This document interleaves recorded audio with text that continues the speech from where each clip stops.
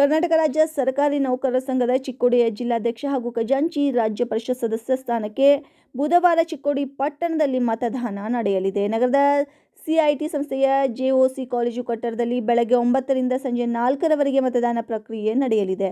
ಬಳಿಕ ಮತ ಎಣಿಕೆ ಹಾಗೂ ಫಲಿತಾಂಶ ಪ್ರಕಟವಾಗಲಿದೆ. ಚಿಕ್ಕೋಡಿಯ ಜಿಲ್ಲಾಧ್ಯಕ್ಷ ಸ್ಥಾನಕ್ಕೆ ಹಾಲಿ ಅಧ್ಯಕ್ಷ BA ಕುಮಾರ್ ಹಾಗೂ DS ವಡಗುಡೆ ಅಖಾಡಕ್ಕೆ ಇಳಿದಿದ್ದಾರೆ.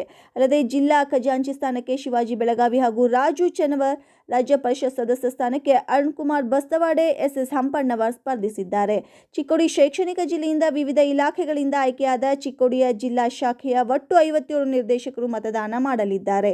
ಇದರಲ್ಲಿ 18 ಪರಿಶಿಷ್ಟ ಜಾತಿ ಮತ್ತು 18 ಲಿಂಗಾಯತ ನಿರ್ದೇಶಕರು, 21 ಇತರ ಸಮುದಾಯದ ನಿರ್ದೇಶಕರನ್ನು ಒಳಗೊಂಡಿದೆ.